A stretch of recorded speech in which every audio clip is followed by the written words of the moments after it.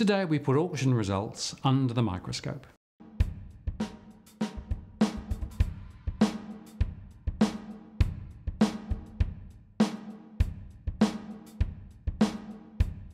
Hello again, I'm Martin North, the Principal Analyst at Digital Finance Analytics. In the second part of our series on the anatomy of the property auction results, we dive deeper into the numbers. For example, let's look at the final results from both Domain and CoreLogic for 1 week in March, the week of the 17th actually, which was before the Easter interruptions. Each week, CoreLogic and Domain publish some preliminary results in the day or so after the Saturday, and a few days later republish finalised data. We're looking at the final results for this piece of analysis.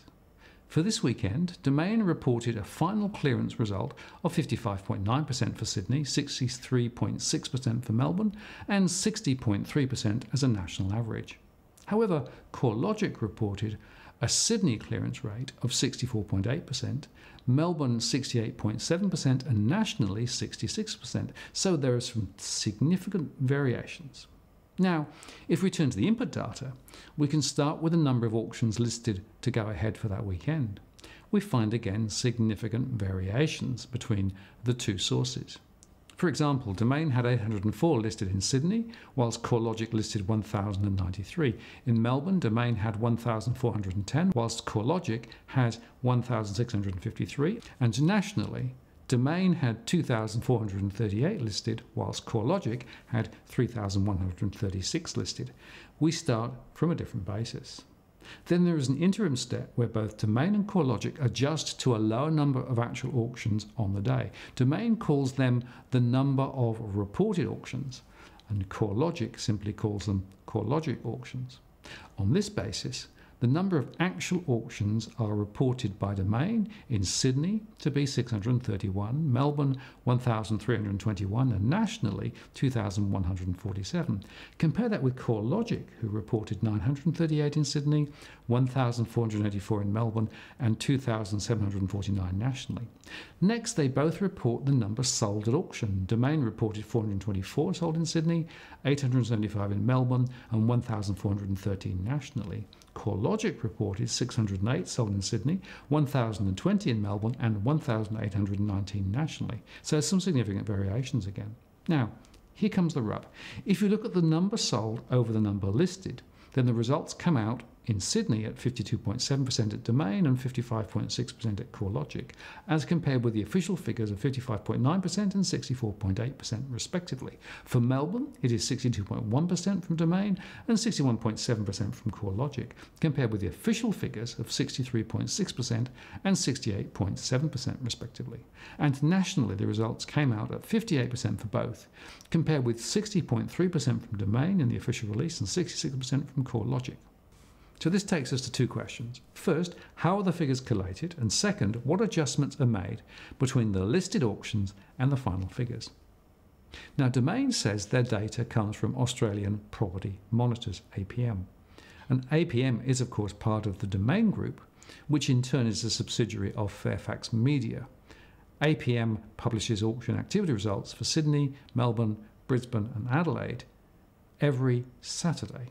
And that provides a snapshot of how demand and supply in the auction market is behaving, and as a leading indicator for the overall property market. Auction activity for the other capital cities is also monitored and made available by midweek.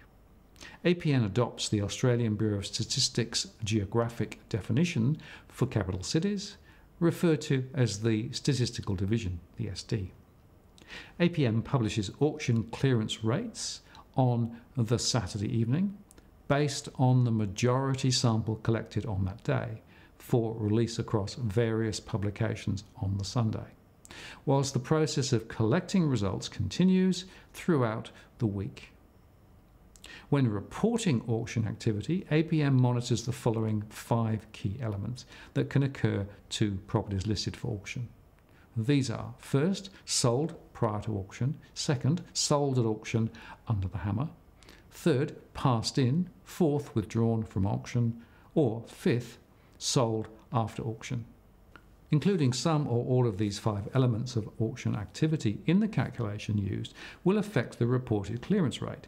APM's definition of the reported clearance rate calculation is defined as sold at auction plus sold prior over all reported plus withdrawn. On the top line of the clearance rate calculation, APM considers only those properties sold either prior or during the auction to be sold at auction. On the bottom line, APM includes all reported auctions, including properties passed in and any listed auctions withdrawn prior to the scheduled auction time. APM includes withdrawn auctions in the calculation to prevent any bias in the clearance rate caused by properties being withdrawn due to expectations it may not sell or fail to achieve an expected price. It's still counted as a no sale. I also examined in detail the weekly listings of property sold. Each transaction is coded in line with the APM method.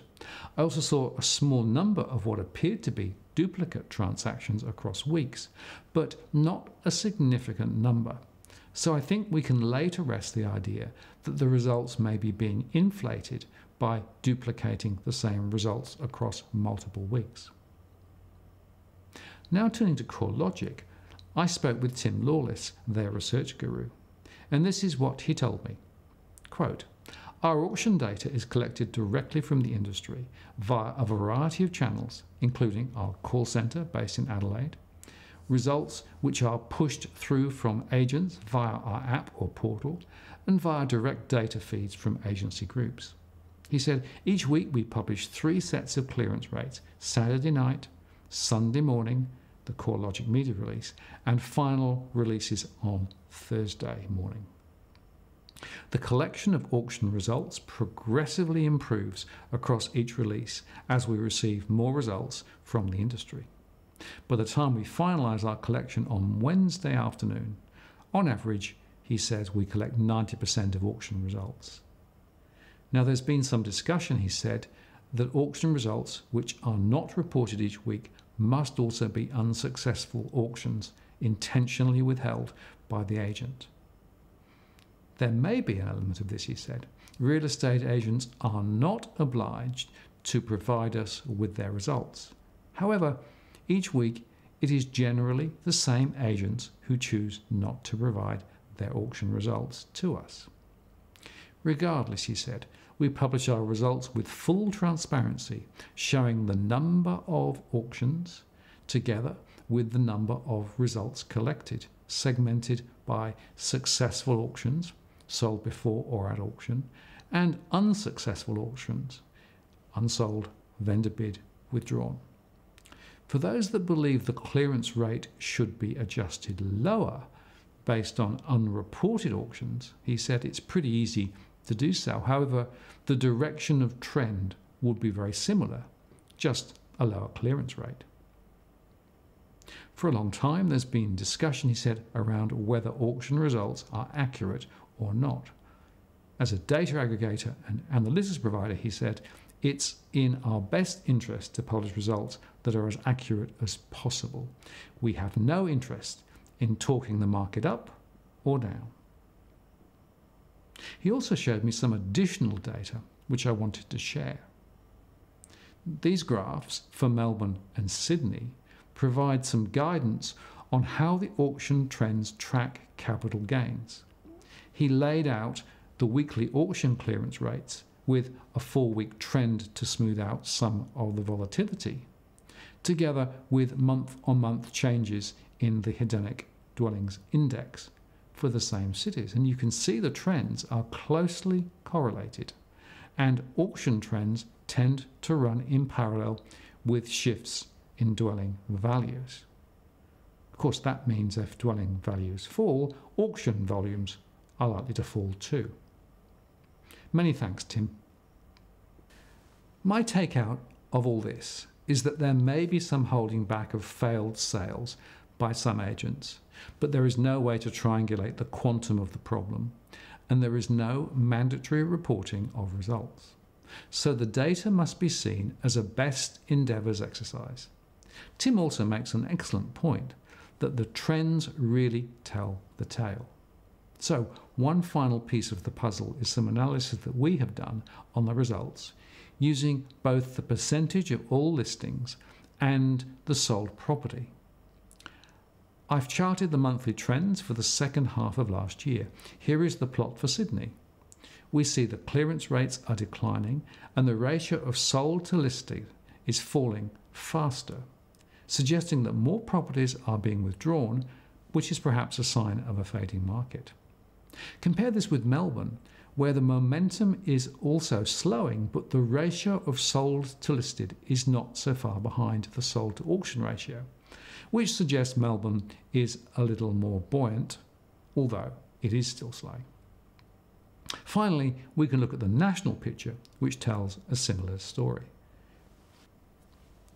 One final piece of the puzzle, if I then calculate the number of sold properties compared with the transfer counts, which we discussed in the previous post from the ABS, in the quarter to September 2017, the auctions comprise around 32% of all transfers made, allowing for an average 6-week delay in settling and completing the transaction.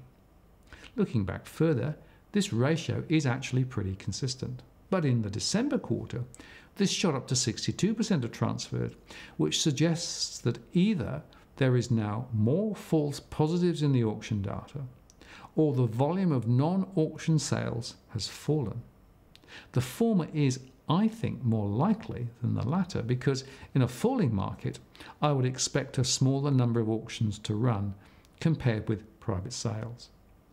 And we know that the listing volumes and the time in market, as well as the discounts being made to close a sale, are all rising. So I think we need to be very careful when using the auction data. There is potential for agents to withhold negative results, but no one knows the extent of this. There is also some evidence of double counting, but only at the margin. Sydney looks the most suspicious. In terms of the calculations, there are various tweaks made to the numbers, and the two sources of data we looked at came out with different results. The trends are the most telling, and the momentum was easing up to the end of last year. We've not had enough normal weeks since January to trend the more recent weeks, and the ABS data won't be out for several weeks, but we'll revisit this later in the year.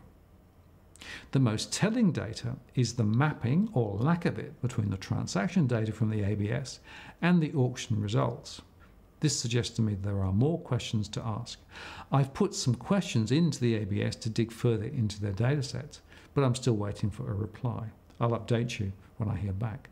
My suspicion is that the ABS used data feeds from CoreLogic, but the relevant page which outlines this and the various terms report a missing page, a 404 error, which is not good. So here is the bottom line. Be cautious with these numbers and remember that they have no statutory authority. They may be contaminated with partial data, and of course the marketing use of the data may pull against the quest for accuracy, especially remembering domains links to Fairfax and its property-related business. So my conclusion is we are without a really good chart and compass here, just as we are with the RBA data series. So there is yet more noise in the system. If you found this useful, please do like the post and add a comment or a question. And if you've already subscribed, many thanks. I appreciate your support.